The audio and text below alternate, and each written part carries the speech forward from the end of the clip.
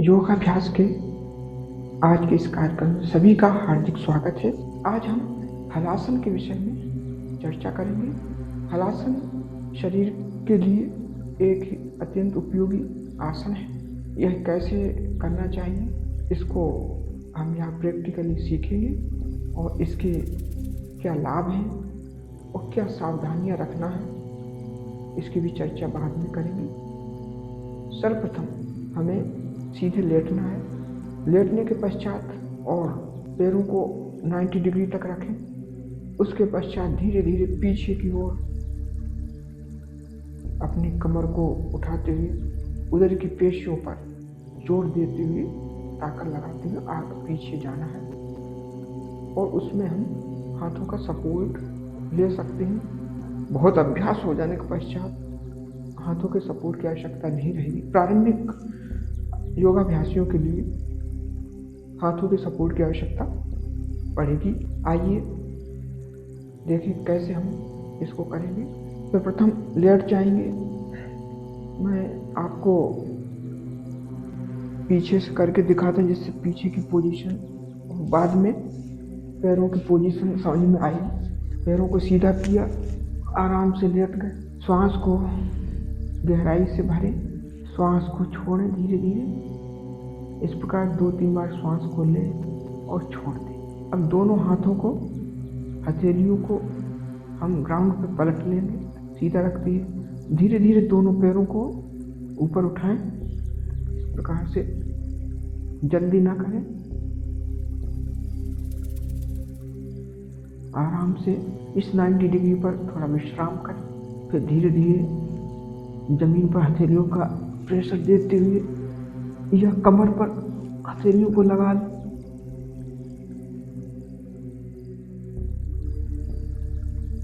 यथासंभव पैरों को पीछे लाना है और हाथों को जमीन पर फैला लें। इस स्थिति में प्रारंभ 10-15 सेकंड रहे।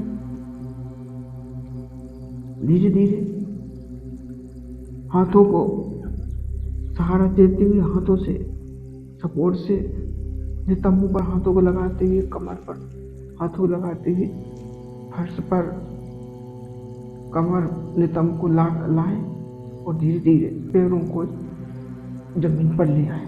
इस प्रक्रिया में पैरों को धीरे धीरे ऊपर ले जाना है और वापस भी धीरे धीरे आना है।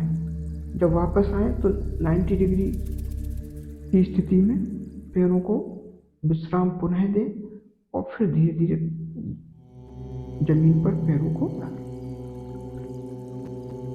इसको करने के पश्चात उपासन करना आवश्यक है, क्योंकि पूरा शरीर का भाग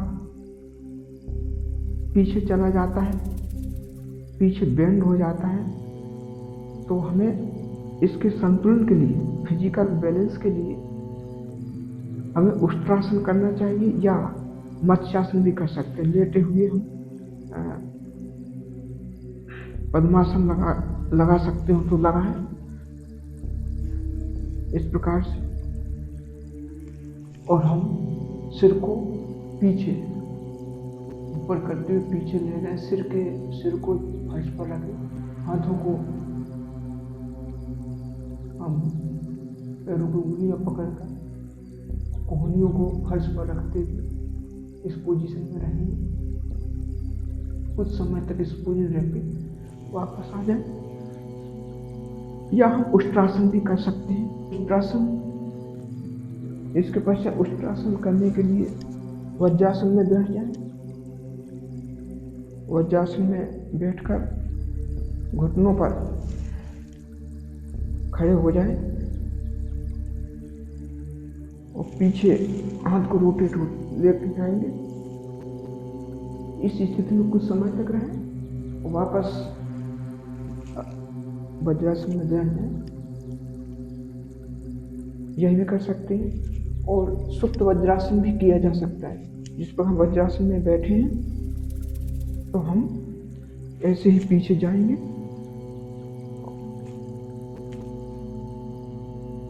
और और सिर को पीछे ले जाएं, पीठ सिर पीछे चले जाएंगे, सिर को मोड़कर फर्श पर रख लें और दोनों हाथों को फिंगर्स को इंटरलॉक करके अपने उदर के ऊपर रख लें या बगल में भी रख सकते हैं, जैसा उचित लगे। वो धीरे धीरे हाथों के सहारे से वापस आ जाए, एक एक साइड से उठ के उठाते हुए अपना बैलेंस बनाते हुए आ जाए। इस प्रकार यह हलासन करने की पूर्ण प्रक्रिया हुई। हलासन के पश्चात जो उपासन उष्ट्रासन के रूप में या मत्स्यासन के रूप में बताया है उसे अवश्य करना चाहिए। अब इसकी क्या लाभ हैं? लाभ से पहले किन लोगों को यह नहीं करना है या जान लें, जैसे हर्निया है, साइटिका है और पीठ में कोई गंभीर रोग है वो ना करें, और गर्दन के पीछे गर्दन में कोई प्रॉब्लम है, गंभीर प्रॉब्लम है, वो भी इसको ना करें। इसके नियमित करने से क्या लाभ होंगे तो उस विषय में जान लें। जैसा कि हम इस क्रिया को करते हैं तो हमारे शरीर पर किस पर सबसे ज़्यादा प्रभाव पड़ता है, दबाव किस पर पड़ता है? हमारे उदर पर प्रेशर पड़ता है, दबाव पड़ता है, यकृत, लीवर, गुर्दे, इन सब पर प्रभाव पड़ता है। तो इन सब की अच्छी मसाज हो जाती है और इनकी मसाज होने से इन अंगों की क्रियाशीलता और क्षमता बढ़ जाती है। उदर के सक्रिय होने से उदर के अंगों के हमारी पाचन शक्ति बढ़ती है। पाचन शक्ति बढ़ती है तो हमारी कब्ज की समस्या भी दूर होती है। इसी प्रकार इसमें मेरुदंड भी काफ़ी सक्रिय हो जाता है, इसकी तंत्रिकाएं प्रभावित होती है, मेरुदंड की तंत्रिकाएं सुदृढ़ होती हैं। साथ ही हमारे जो गर्दन का जो प्रेशर पड़ता है, यहाँ पर जालंधर बंध जैसी स्थिति आ जाती है, लग जाता है, तो इससे गर्दन के सामान्य रोगों में हमको लाभ मिलता है। साथ ही महिलाओं को जो मासिक धर्म की गड़बड़ियों से परेशान हैं उनको भी इससे लाभ मिलता है। छोटी समस्याएं हैं जैसे कि हमारी कार्य क्षमता या इम्यूनिटी पावर कमज़ोर है, तो इम्यूनिटी पावर भी हमारी इम्यूनिटी कैपेसिटी ये हलासन से बढ़ती है। इस प्रकार इसके कई लाभ हैं और हमें सावधानियों के साथ इसे करना है। कभी जल्दबाजी में ना करें, उस धीरे धीरे करना है। हमेशा पैरों को धीरे धीरे ऊपर ले जाना है और हाथों के सपोर्ट से पीछे ले जाना है। जब अभ्यास हो जाता है तो बिना हाथों के हम पीछे ले जा सकते हैं। जैसे हम बिना हाथों के कैसे ले जाएंगे, एक बार दिखाते हैं। हाथों को हम फर्श पर रख लेंगे सीधा, हथेलियां फर्श पर रहेंगी, धीरे धीरे उठाएं, एक बार पुनः देख लें और बिना हाथों के सपोर्ट के लेके हाथ फर्श पर रहेंगे। हथेलियों का हम पर का जो प्रेशर फर्श पर लगाएंगे और पीछे जाते धीरे धीरे जाते रहे।